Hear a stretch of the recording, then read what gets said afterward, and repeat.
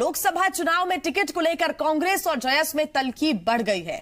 जयस ने आदिवासी युवाओं के लिए धार, खरगोन और बैतूल से टिकट मांगा है, तो वहीं संगठन के संरक्षक डॉक्टर हीरालाल अलावा ने साफ कर दिया है कि अगर कांग्रेस ने टिकट नहीं दिया तो वो बीजेपी में जाने के लिए स्वतंत्र है, जबकि कांग्रेस का कहना है कि टिकट उसी को मिलेगा जो जिताऊ होगा।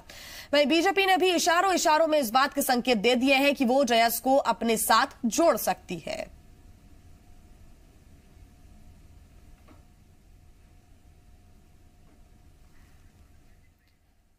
तो बता दें कि कांग्रेस से टिकट मांगा गया है, जयस ने यह टिकट मांगा है और जयस कह रहा है कि टिकट अगर नहीं दिया गया तो उसके बाद विरोध किया जाएगा।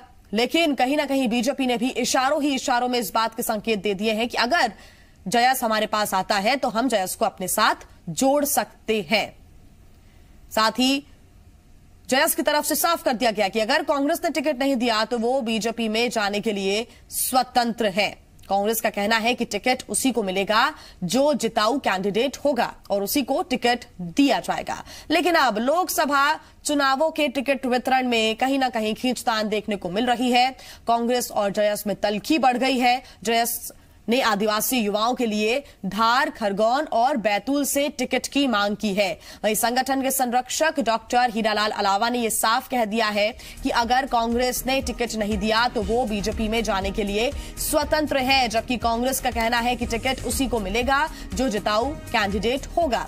तो वहीं बीजेपी ने भी ये संकेत देने की कोशिश की है कि जयस को वो अपने साथ जोड़ सकती है।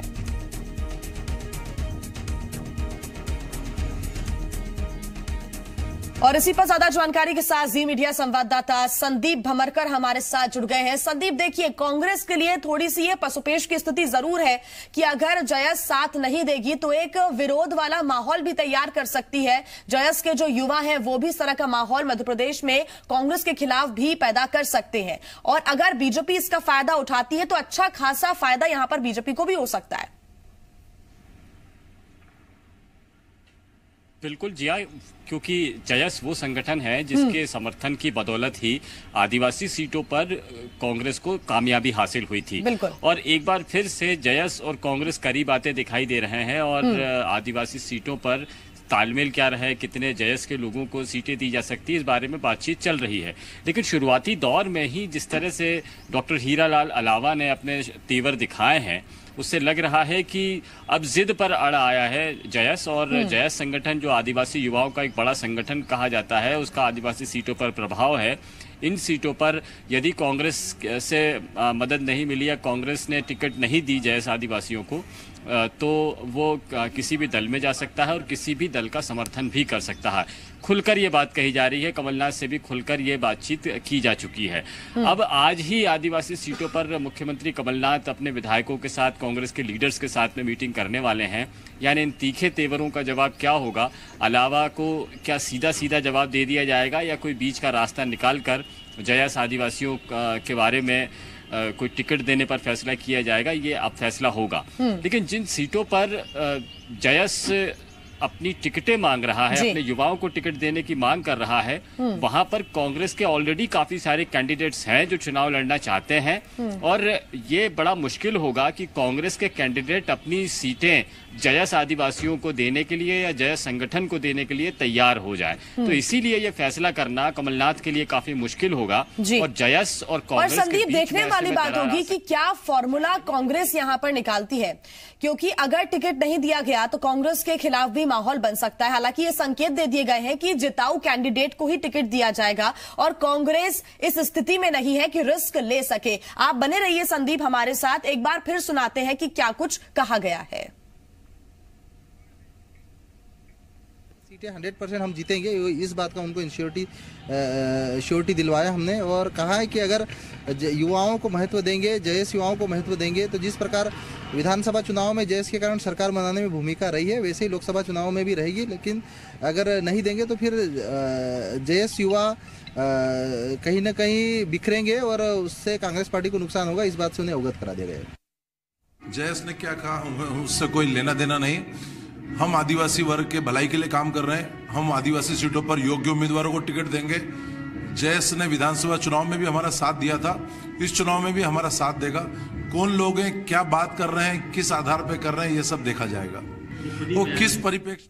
और लगातार संदीप भमरकर भी हमारे साथ जुड़े हुए हैं। संदीप, सवाल यही है कि कांग्रेस इस स्थिति में नहीं है कि वो कोई भी रिस्क ले, चाहे वो लोकसभा चुनावों से रिलेटेड हो या फिर वो जयस से समर्थन लेने या फिर नहीं लेने को लेकर हो। हर एक कदम फूक फूक कर कांग्रेस को यहां पर रखना होगा, क्योंकि बीजेपी भी इस ताक में ही है कि अगर कोई गलती या फिर कोई खामियां निकलती है कांग्रेस में तो उसको जल्द से जल्द मुद्दा बनाया जाए और उसको लेकर लोकसभा चुनावों में उतरा जाए।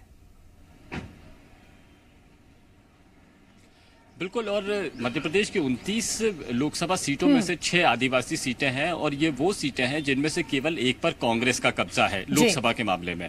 लेकिन विधानसभा चुनाव के लिहाज से देखें, विधायकों के लिहाज से देखें तो इन 6 लोकसभा सीटों में अब कांग्रेस के विधायक ज्यादा जीत कर आए हैं, और वो इसलिए क्योंकि जयस संगठन ने खुलकर कांग्रेस का साथ दिया था। और जो एक और संगठन है गोंडवाना गणतंत्र पार्टी जिसे कहा जाता है, गोंडवाना के लोग जो आदिवासियों का बड़ा संगठन कहा जाता है, ये चुनाव में अलग थलग था। इस बार कांग्रेस की कोशिश है कि आदिवासियों के संगठनों को एकजुट किया जाए और अपने साथ में मिलाया जाए, लेकिन जयस की जिद भारी पड़ सकती है और इसमें कांग्रेस को नुकसान भी हो सकता है। अभी तक इन 6 सीटों में से केवल एक सीट पर ही कांग्रेस काबिज है, लेकिन हालात इस तरह के हैं, विधायक इतने ज्यादा हो गए हैं कांग्रेस के इन सीटों पर और बीजेपी सांसदों की एंटी इनकम्बेंसी का फायदा कांग्रेस उठाना चाहती है। बीजेपी की हालांकि अलग रणनीति है कि वो जहां एंटी इनकम्बेंसी है वहां पर चेहरों को बदल दिया जाए, नए आदिवासी चेहरों को मैदान में उतारा जाए ताकि एक फ्रेशनेस के साथ में चुनाव हो और जनता का फायदा, जनता का जो उत्साह है वो वोटों में तब्दील किया जा सके। तो ये सारे रणनीतियां बनाई जा रही है, लेकिन इन सारी रणनीतियों में सबसे अहम होता है कि आप सामाजिक ताने बाने को किस तरह से बुन रहे हैं, यहाँ पर सक्रिय संगठन और ताकतवर संगठनों को किस तरह से एकजुट कर रहे हैं। अभी तक कांग्रेस ने ज्यादा संगठनों तक संपर्क साधने की कोशिश की है और आने वाले दिनों में टिकटों का ऐलान भी करना है, लेकिन उससे पहले इस तरह से तीखे तेवरों का दिखाना और खासतौर पर वो लोग जो खुद कांग्रेस के विधायक हैं, अगर वो कांग्रेस के अंदर बैठकर ही उसके खिलाफ में बात करेंगे तो जाहिर सी बात है बीजेपी इसका फायदा उठाएगी। और बीजेपी उस मुहाने पर है, वो सरकार उसकी चली गई है, उसको मालूम है कि यदि हमने इस बार सामाजिक ताने बाने को नहीं चुना या जयस जैसे आदिवासी को संगठनों की मदद नहीं ली तो उससे नुकसान उठाना पड़ सकता है।